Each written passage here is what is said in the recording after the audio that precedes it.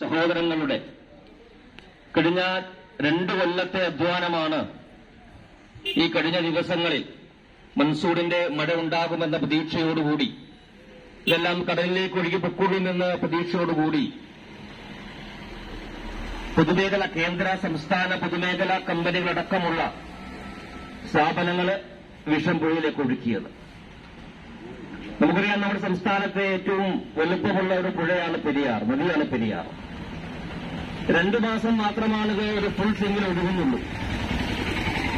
ബാക്കി എല്ലാ സമയത്തും വെള്ളമെല്ലാം വറ്റി മറുകരയിലേക്ക് പോകാൻ കഴിഞ്ഞ രീതിയിലേക്ക് പെരിയാർ ആക്കിക്കഴിഞ്ഞു. നമ്മുടെ സംസ്ഥാനത്തെ എറണാകുളം ജില്ലയിലെ 50 ലക്ഷത്തിലേറെ വരുന്ന ജനങ്ങളുടെ കുടിവെള്ള സ്രോതസ്സാണ് പെരിയാർ. നിരവധി വർഷങ്ങളായി, പതിറ്റാണ്ടുകളായി ഈ കമ്പനിയുടെ ഇരുകരകളിലുമുള്ള കേന്ദ്ര സംസ്ഥാന പൊതുമേഖലാ സ്ഥാപനങ്ങൾ IRE ഉണ്ട്, FACT ഉണ്ട്, HIL ഉണ്ട്. തൊട്ടിപ്പുറത്തേക്ക് മാറുമ്പോൾ ഇന്ന് സഖാവ് പിണറായി വിജയന്റെ മകൾക്ക് അച്ചാരം കൊടുക്കുന്ന കമ്പനിയായിട്ടുള്ള CMRL ഉണ്ട്. പൂട്ടിപ്പോയിട്ടുള്ള ശ്രീശക്തി പേപ്പർ മില്ലുണ്ടായിരുന്നു. ഈ കമ്പനികളെല്ലാം പുറന്തള്ളുന്നത് നമുക്ക് വിശ്വസിക്കാൻ കഴിയാത്ത അളവിലേക്ക് ഒരു കുടിവെള്ളത്തിൽ ഉണ്ടാകേണ്ട ഒരു മെത്തയുടെ അളവിന്റെ 3000 മടങ്ങ് സിങ്ക്, കാഡ്മിയം അടക്കമുള്ള നിരവധി ഹസാറസ് മെറ്റൽസാണ് ഈ കുടിവെള്ളത്തിലുള്ളത്. നമുക്കറിയാം, 19ഓളം ഡാമുകളുണ്ട് ഈ പെരിയാറില്. 3 ബണ്ടുകളുണ്ട്. അത് ഏറ്റവും പ്രധാനപ്പെട്ട ബണ്ട് മഞ്ചുമൽ ബണ്ടുണ്ട്, പാതാളത്തുള്ള ബണ്ടുണ്ട്. അതിപ്പോൾ റെഗുലേറ്റഡ് കം ബ്രിഡ്ജ് എന്നറിയുന്ന രീതിയിലേക്ക് ഇടക്കൊക്കെ വെള്ളം ഒഴുക്കി കളയാൻ പാകത്തിന് ഇതിന്റെ ഷട്ടർ പൊക്കും. ഈ ഷട്ടർ പൊക്കിയ സമയത്താണ് ആ ഷട്ടർ പൊക്കാനുള്ള അറിവ് ആദ്യം കൊടുക്കുന്നത് ഈ PCBക്കാണ്. PCB അതിന്റെ അറിവ് ആദ്യം കൊടുക്കുന്നത് ആ ചുറ്റുമുള്ള കമ്പനികൾക്ക്. കറുത്ത, ചുവന്ന, പച്ച എന്ന് വേണ്ട ഇന്ത്യയിൽ ലോകത്ത് എന്നെല്ലാം കളറുണ്ടോ ആ കളറുകളിലൂടെ ഒക്കെയും പെരിയാർ ഒഴുകും. ഒരു വർഷത്തിന് ആവറേജ് കണക്കെടുക്കുമ്പോൾ 44 പ്രാവശ്യം. ഒരു വർഷത്തിന് 44 പ്രാവശ്യം എന്ന് പറയുമ്പോൾ മാസത്തിൽ എത്ര പ്രാവശ്യം നമ്മൾ പരിശോധിക്കണം. ഈ പെരിയാർ നിരന്തരമായിട്ട് മലിനീകരിക്കപ്പെട്ടുകൊണ്ടിരിക്കുകയാണ്.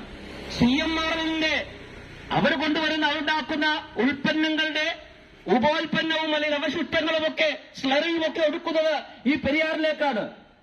സുപ്രീം കോടതി ഓർഡറുണ്ട്, പെരിയാറിന്റെ ഇരുകരകളിലും ഇനി പുതിയ രാസവസ്തുക്കളുണ്ടാക്കുന്ന കെമിക്കൽ ഫാക്ടറികൾ തുടങ്ങാൻ പാടില്ല.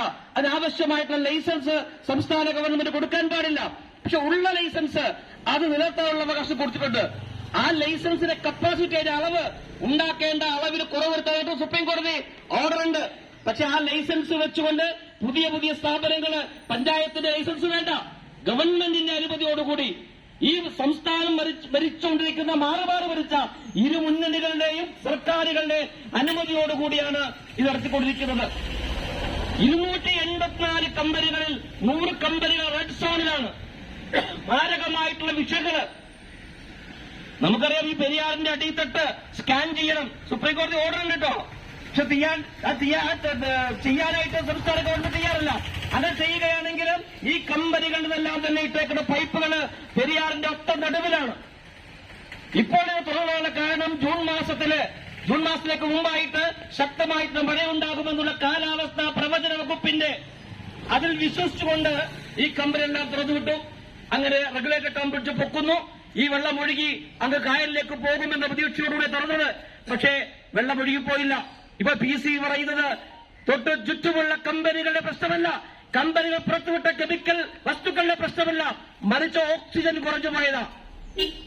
ഓക്സിജൻ കുറഞ്ഞു പോയതിന് കാരണം വേണമല്ലോ. അതിന് കാരണം പറഞ്ഞത് ഓരുവെള്ളം, കടലിൽ നിന്നുള്ള ഓരുവെള്ളം കായലിലൂടെ ഈ പെരിയാറിലേക്ക് പ്രവേശിക്കുമ്പോൾ ശംസൊക്കെ പറഞ്ഞ പോലെ, ജില്ലാ സെക്രട്ടറി പറഞ്ഞതുപോലെ തിരിച്ചുണ്ട്. അതൊക്കെ സത്യം തന്നെയാണ്, ശരി തന്നെയാണ്. പക്ഷെ അങ്ങനെ ഓരുവെള്ളം കയറിയത് കൊണ്ട് ഞാനൊരു പെരിയാറിനെ ഇതിനകത്ത് ജീവിക്കുന്ന ആളാ. എന്റെ 51 വയസ്സ് കാലയളവില് ഒരു 40 കൊല്ലത്തോളവും ഈ പെരിയാറിനെ കുറിച്ച് അറിയാവുന്ന ആളാണ്. അപ്പോഴൊന്നും ഉണ്ടാകാത്ത ഈ മത്സ്യക്കുരുതി, ഈ ഓക്സിജന്റെ അളവ് കുറഞ്ഞുപോയത് കൊണ്ടല്ല ഉണ്ടായിട്ടുള്ളത്. അത് കൃത്യമായിട്ട് കുഫോസ് പറഞ്ഞു. കൃത്യമായിട്ടത് പരിശോധിച്ച് അതിന്റെ റിപ്പോർട്ട് പുറത്തുവിട്ടു. സജി ചെറിയാൻ റിപ്പോർട്ട് കൊടുത്തു കഴിഞ്ഞു. ഇത് ഓക്സിജൻ കുറവ് കൊണ്ടല്ല, ഈ പെരിയാറിന്റെ ഇരുകരകളിലുമുള്ള കെമിക്കൽ ഫാക്ടറികൾ പുറന്തള്ളപ്പെടുന്ന രാസമാലിന്യങ്ങൾ കൊണ്ടാണ് പെരിയാർ മലിനീകരിക്കപ്പെട്ടതെന്ന് തുറന്നു പറഞ്ഞു. നമുക്കറിയാം ശ്രീശക്തി പേപ്പർ മിൽ ഒരു കമ്പനി ഉണ്ടായിരുന്നു.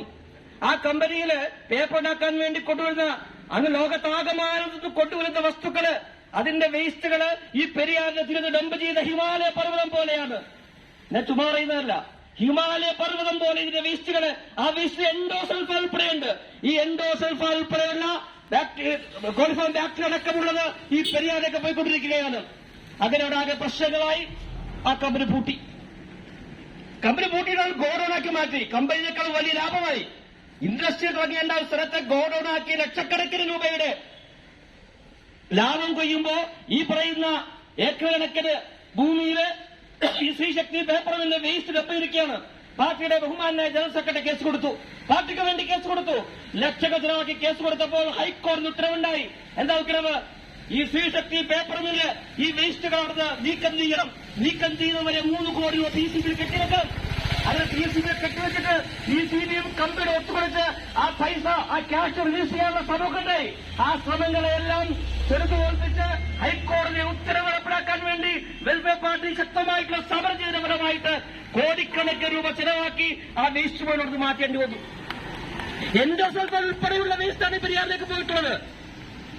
മാത്രവുമല്ല, തൊട്ടപ്പുറവും ഇപ്പുറവുമുള്ള IRE, HIL, FACT, TCC ഇതെല്ലാം കേന്ദ്ര സംസ്ഥാന പൊതുമേഖലാ സ്ഥാപനങ്ങളാണ്. ഇപ്പുറത്തേക്ക് വരുമ്പോൾ നമുക്കറിയാം